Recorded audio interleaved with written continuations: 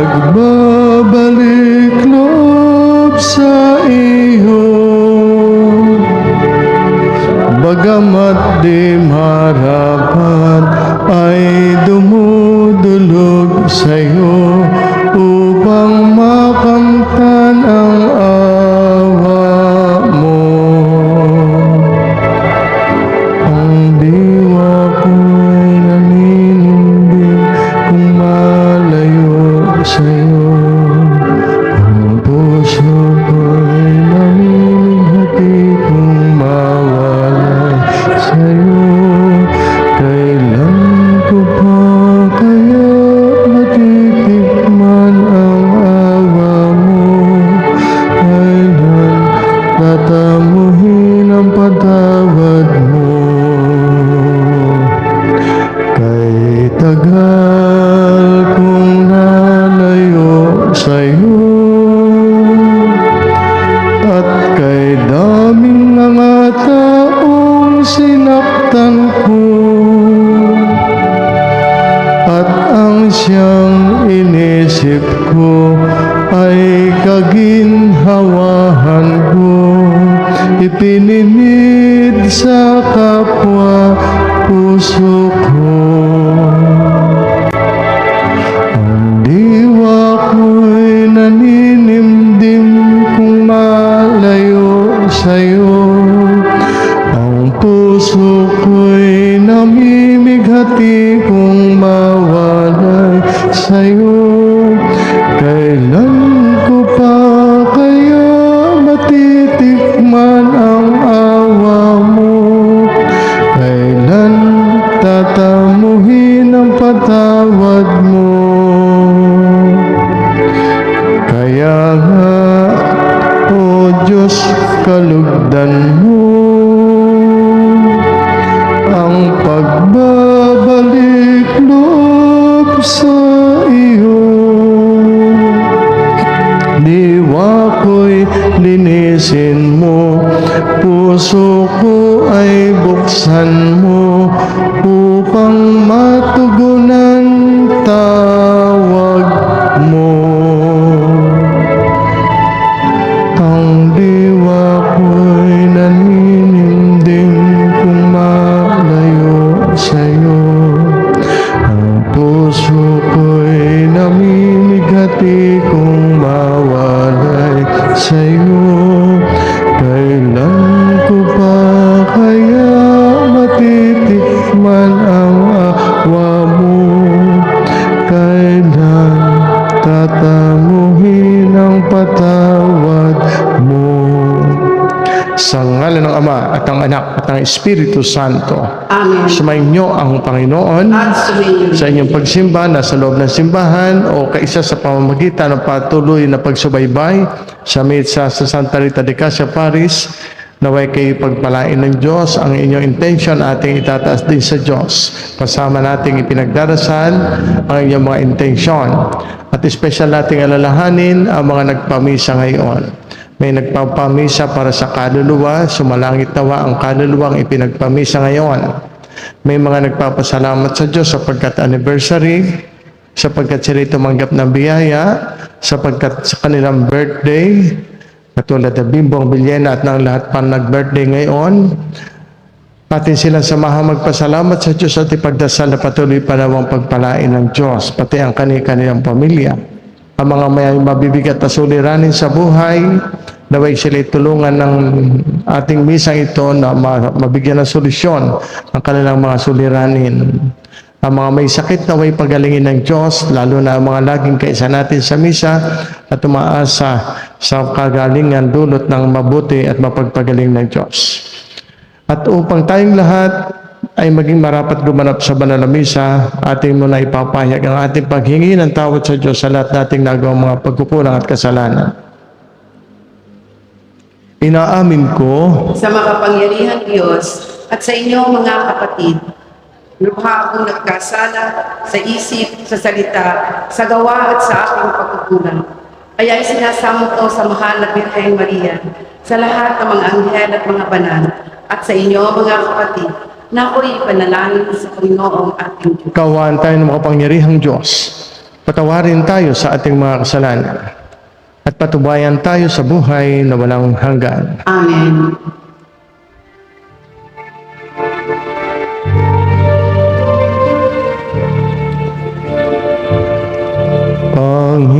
Panginoon, kaawaan mo kami.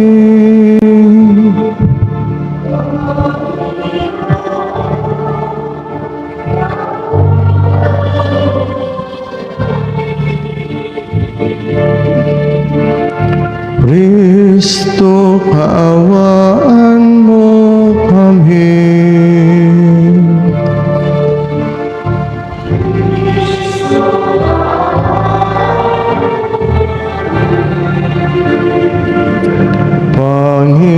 Panginoon, kaawaan mo kami.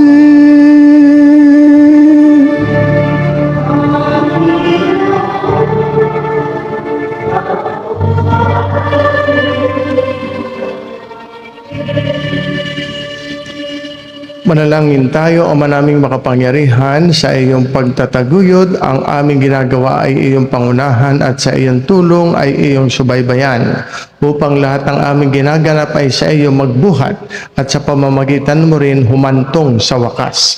Sa pamamagitan ni Jesucristo kasama ng Espiritu Santo, magpasawalang hanggan. Amen. Ang lahat po ay magsiupo at makinig sa salita ng Diyos. Pagbasa mula sa aklat ng Deuteronomio. Sinabi ni Moises sa mga tao, "Nasa inyo ngayon ang kapasyahan. Kayo ang pipili ng buhay at kasaganahan o ng kahirapan at kamatayan. Kapag sinunod ninyo ang kautusan, inibig ang Panginoon at nilakaran ang kanyang mga landas, pagpapalain niya kayo sa lupaing ibibigay niya sa inyo. Mabubuhay kayo ng matagal at kanyang pararamihin kayo. Ngunit kapag tumalikod kayo sa kanya at naglingkod sa ibang Diyos, ngayon pa'y sinasabi ko sa inyong malilipol kayo. Hindi kayo magtatagal sa lupaing tatahanan ninyo sa ibayo ng Hordan. Saksi ko ang langit at ang lupa, ngayon nilahad ko sa inyo ang buhay o kamatayan at ang pagpapala o sumpa. Kaya piliin ninyo ang buhay para kayo ay ang inyong lahi ay magtagal. Ibigin ninyo ang Panginoon. Makinig sa kanyang tinig at manatiling tapat sa kanya. Sa gayon, mabubuhay kayo nang matagal sa lupaing pinangako niya sa ninuno ninyong sina Abraham, Isaac at Jacob." Ang salita ng Diyos. Salamat sa Diyos. An- At sumayo rin. Ang mabuting balita ng ating Panginoon ayon kay San Lucas. Papuri sa iyo, Panginoon. Noong panahong iyon, sinabi ni Jesus sa kanyang mga alagad, ang anak ng tao ay dapat magtiis ng maraming hirap. Itatakwil siya ng matatanda ng bayan, ng mga punong saserdote at ng mga eskriba, at ipapapatay nila siya. Ngunit, sa ikatlong araw ay muling mabubuhay. At sinabi niya sa lahat, kung ibig nino mang sumunod sa akin, limutin niya ang ukol sa kanyang sarili. Pasanin araw-araw ang kanyang krus at sumunod sa akin. Ang naghahangad na magligtas ng kanyang buhay ay siyang mawawala nito. Ngunit ang mag-alay ng kanyang buhay alang-alang sa akin ay siyang magkakamit noon. Ano nga ang mapapala ng tao, makamtan man niya ang buong sanlibutan, kung ang katumbas naman ito ay ang kanyang buhay? Ano nga ang mapapala niya kung siya'y mapapahamak? Ito mga kapatid, ang mabuting balita ng ating Panginoon. Pinupuri ka namin, Panginoong Jesucristo.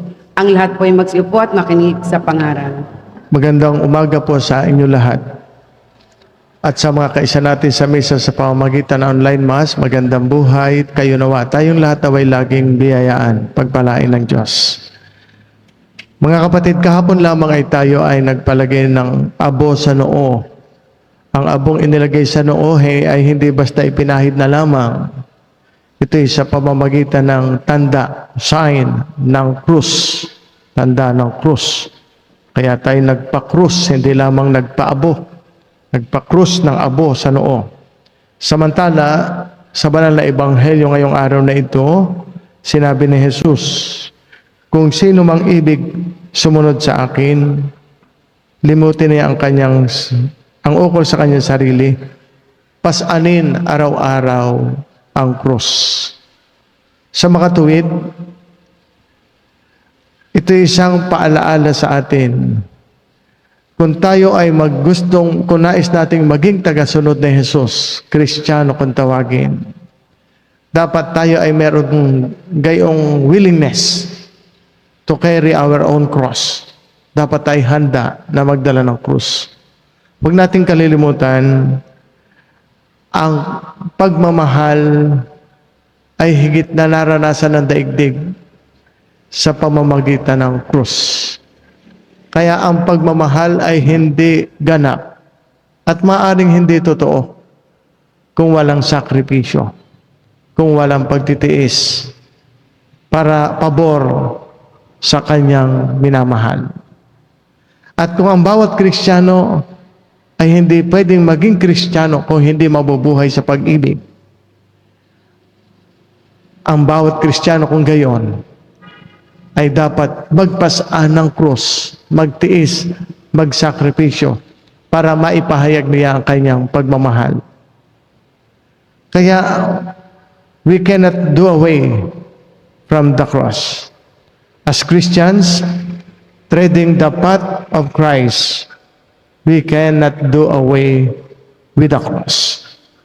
Daily, we carry it because we are strengthened by the daily bread we ask from our Father every time we call on Him through the Lord's Prayer. Kaya nga, sa banal na kasulatan, magkaugma ang nasa panalangin itinuro muna ni Jesus sa kanyang mga alagad at pati sa atin. Bigyan mo kami ng aming makakain araw-araw. Sa makatuwid, noong sabihin ni Jesus at tayo kasama sa sinabihan, dalhin ninyo ang inyong krus araw-araw. Connected with the Lord's Prayer, Jesus Himself taught us, give us our daily bread. Sa makatuwid, Diyos din ang nagbibigay sa atin ng lakas upang tayo mabuhay sa pagpapasan ng krus na may lakas, hindi sumusuko. Kaya kaya natin, Diyos ang nagbibigay ng lakas upang tayo ay makapagpasa ng krus. Diyos din ang nagbibigay ng inspirasyon upang tayo ay mabuhay sa pag-ibig. Yan ang mga kahulugan. Daily, notice the word daily. The carrying of the cross is not occasionally, but daily. Tama-tama yung dasal. Bigyan mo kami ng aming makakain araw-araw. We are assured of God's help, ng lakas na galing sa Kanya at hindi galing mismo sa atin. At Christian life, and we are reminded of this, is daily dying to self. Taking up the cross daily means we die every day. We sacrifice. Ibig sabihin, nabubuhay tayo araw-araw sa pag-ibig.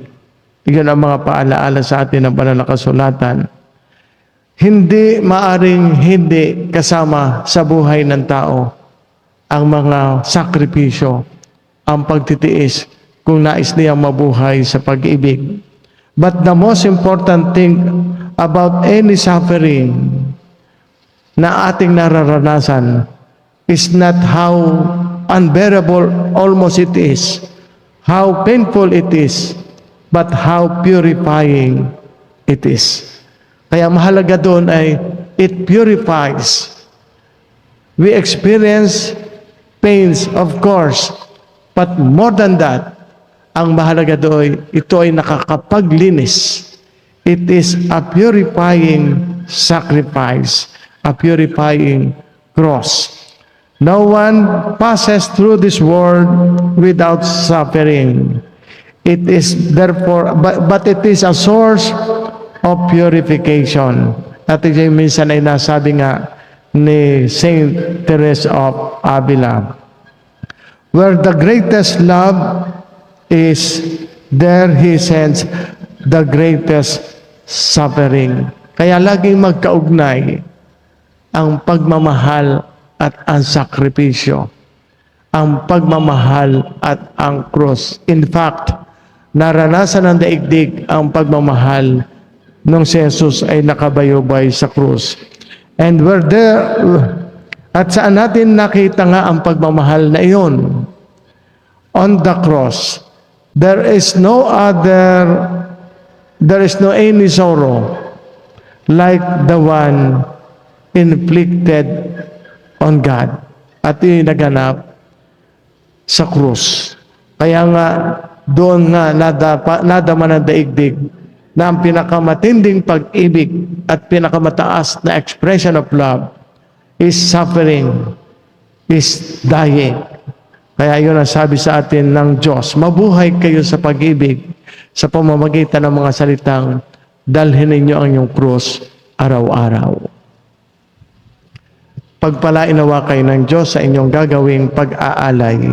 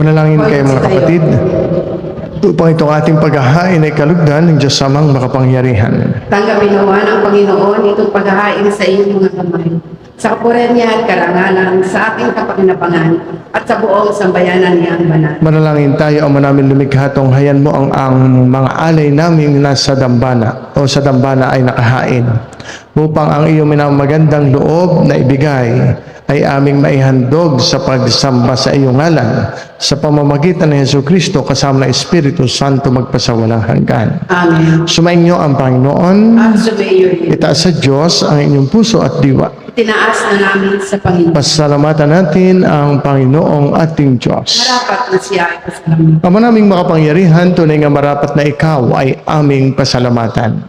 Sa pamamagitan ni Jesucristo na aming Panginoon, binibigyan mo kami ng bagong pagkakataon upang ganapin ang paghahanda ngayon para sa pagdiriwang ng muling pagkabuhay kaysa ng iyong anak na minamahal.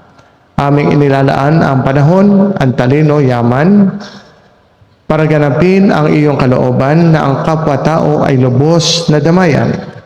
Sa pagdiriwang namin sa aming pagsilang bilang mga kaanib ng iyong sambayanan, kami iyong pinagkakamit ng katayuang ganap sa pagtatangkilik.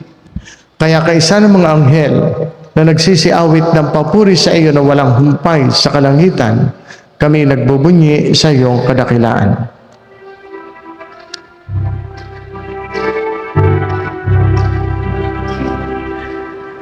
banal ka, buong may kapal, banal ang iyong pangalan, banal ang iyong kaharian. Langit lupa'y nagpupugay sa iyong kadakilaan.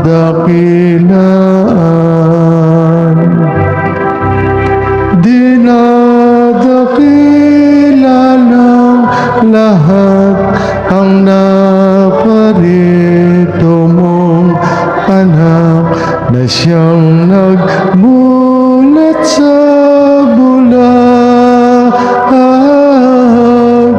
sa pilay ay nagpalakad at nakiramay sa lahat.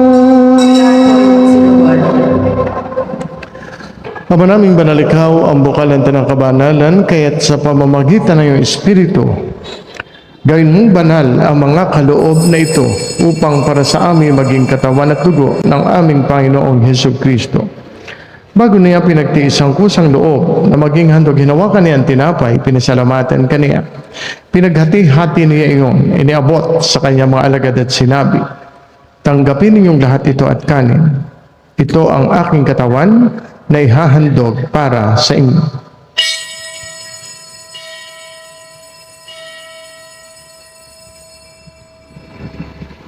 Gayun din naman nung matapos ang hapunan, hinawakan niya ang kalis, muli kaniyang pinasalamatan. Iniabot niya ang kalis sa kanyang mga alagad at sinabi, "Tanggapin ninyong lahat ito at inumin. Ito ang kalis ng aking dugo, ng bago at walang hanggang tipan. Ang aking dugo na ibubuhos para sa inyo at para sa lahat sa ikapagpapatawad ng mga kasalanan. Gawin ninyo ito sa pag-alaala sa akin."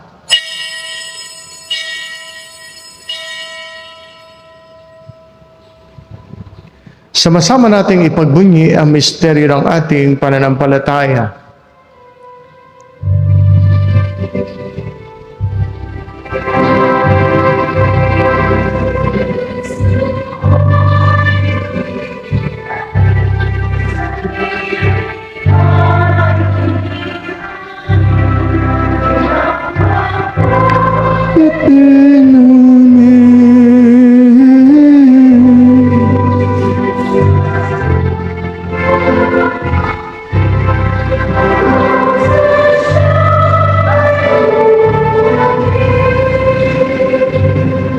Ama, ginagawa namin ngayon ang pag-alaala sa pagkamatay at muling pagkabuhay na iyong anak. Kaya tiniaalay namin sa iyong tinapay na nagbibigay buhay at ang kalis na nagkakaloob ng kaligtasan. Kami nagpapasalamat dahil kami iyong minarapat na tumayo sa harap mo para maglingkod sa iyo. Isinasamo namin kami magsasalo-salo sa katawan at tugo ni Kristo ay mabuklod sa pagkakaisa sa pamamagitan ng Espiritu Santo. Ama, lingapin mo ang iyong simbahang laganap sa buong daigdig. Puspusin mo kami sa pag-ibig kay San Francisco, aming Papa Gilbert, aming Arsobispo, ng mga obispo at lahat ng mga pari.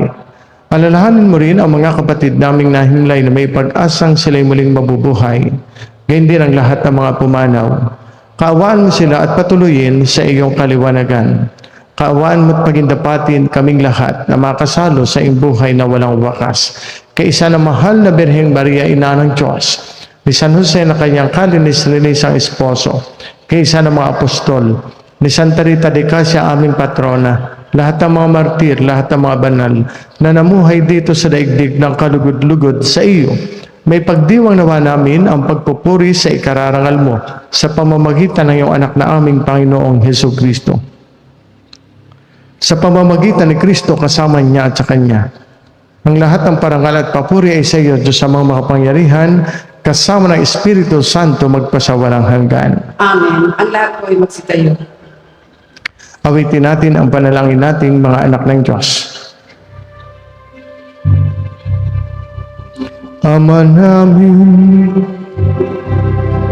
sumasalangit ka, sambahin ang ngalan mo. Mapasa amin ang kaharian mo, sundin ang loob mo dito sa lupa para lang sa langit.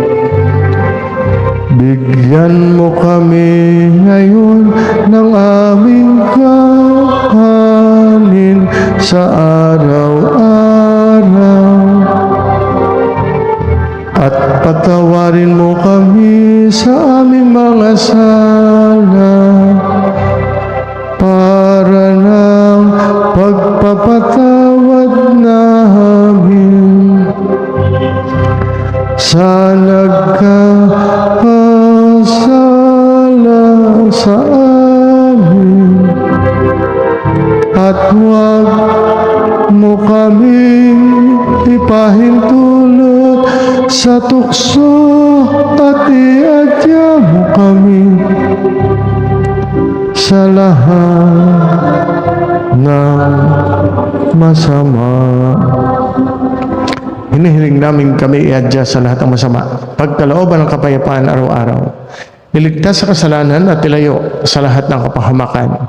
Samantalang aming pinananabikan ang dakilang araw ng pagpapahayag ng tagapagligtas naming si Hesus Kristo.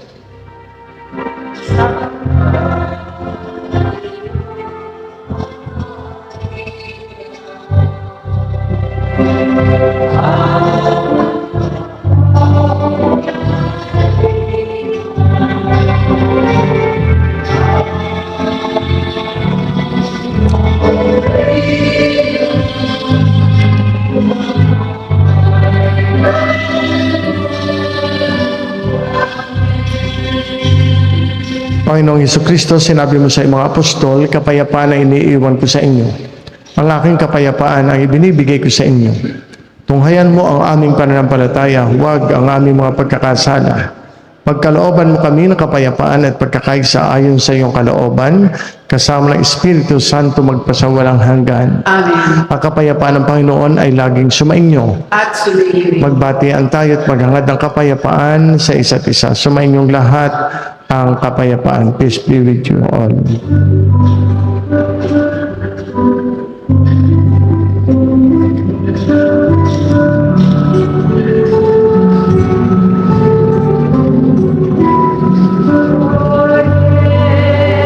Roon ng Diyos na nag-aalis ng mga kasalanan ng sanlibutan, maawa ka sa amin, maawa ka sa amin. Cordero ng Diyos na nag-aalis ng mga kasalanan ng sanlibutan, maawa ka sa amin, maawa ka sa amin.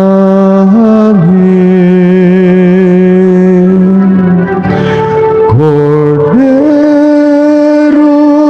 ng Diyos na nag-aalis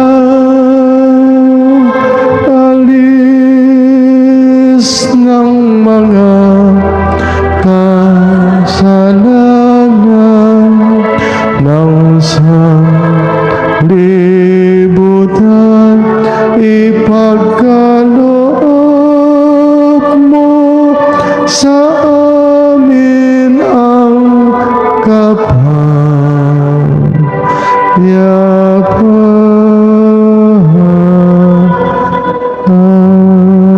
ay magsinuban.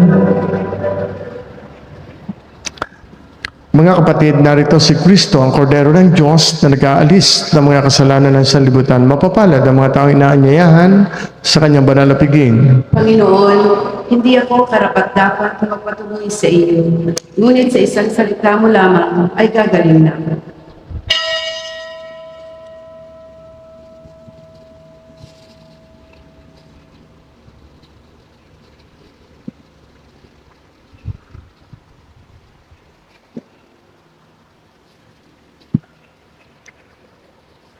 Katawan ni Kristo, Amen. Ang lahat po ay magsitayo. manalangin tayo. Ama naming mapagmahal, sa pagsasalo namin sa piging mong mahal, ang paghahaing ito sa ikapagpapatawad ng mga kasalanan ay siranawang laging magdulot ng kaligtasan sa pamamagitan ng Hesu Kristo kasama ng Espiritu Santo magpasawalang hanggan. Amen. Ang lahat po ay magsipo para sa ilang padalastas. Una muna tayo ay bumabati sa mga nagbe-birthday ngayong araw na ito, March 6. Nagpamisa para magpasalamat sa Diyos at sila'y ating ipinagdasal, pinag-alayan ng misang sana'y lalo pang pagpalain. Happy birthday, Omar Alwin Alcantara. Kay Kylie Ilustre. Jason, happy birthday. Jason Pyle Andes, Beron Andes, birthday ni Jason. Siya ay aktibong lay minister at kasama lagi dito natin sa simbahan. Thank you, Jason. At ikaw ay isinilang ng mataba. Timothy Dale Mendoza, happy birthday, Timothy. Coleta Palas, Amormeo Biscotso, Roderick Lumanglas, Lolita Baliwag, Bienvenido Baliwag, happy birthday sa inyo.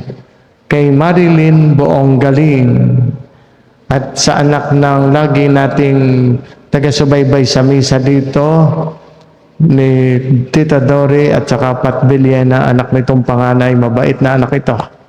Napaka-responsable. Happy birthday sa iyo, Bingbong Villena. Siya ay nasa USA, sa Moreno Valley. Mabait itong anak. And then happy sacerdotal anniversary kay Lorenzo Martin Zara. Salamat po sa palagi ang nagpapamisa. Sa mga Facebook Star Senders, salamat po sa inyo, sa mga sumusubaybay lagi sa misa ng Santa Rita de Casiar sa pamamagitan ng Facebook book page ng parokya. Thank you so much. Sa nag-o-offer at sa nagbibigay sa koleksyon, pagpalain nawa kayo ng Diyos lalo. Sa darating pong March 8, meron po tayong bloodletting. Kaya kung kayo po ay mahilig mag-donate, maganda raw ang nagdo-donate ng dugo, ay kayo po pumarito sa March 8 para mag-donate ng dugo dito po sa ating multipurpose hall. Ang ating pong nobena kay St. Joseph ay magsisimula sa March 10. At ang kapiyastahan po niya ay March 19. Patron ng masayang kamatayan. Magpamisa po kayo para sa karangalan ni St. Joseph. Meron po tayong kumpisalang bayan. Ito po ay sa April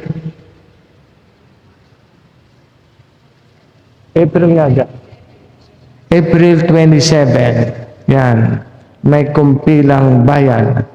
Ang magkukumpil po ay si Archbishop sa Paparito.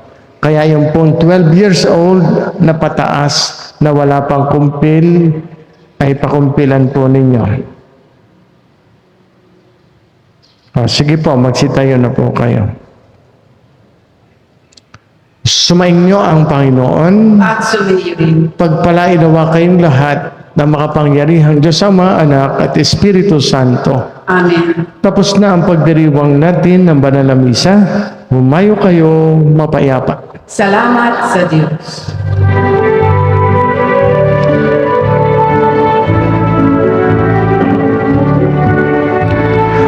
Walang sino man ang nabubuhay para sa sarili lamang. Walang sino man ang namamatay para sa sarili lamang. Tayong lahat ay may pananagutan sa isa't isa. Tayong lahat ay tinipo ng Diyos na kapiling niya. Sa ating pagmamahalan at paglilingkod sa kanino man, tayo ay nagdadala ng balita ng kaligtasan. Tayong lahat ay may pananagutan sa isa't isa. Tayong lahat ay tinipo ng Diyos na kapiling niya. Sabay-sabay na mag-aawitan ang mga bansa. Tayo'y itinuring ng Panginoon bilang mga anak. Tayong lahat ay may pananagutan sa isa't isa.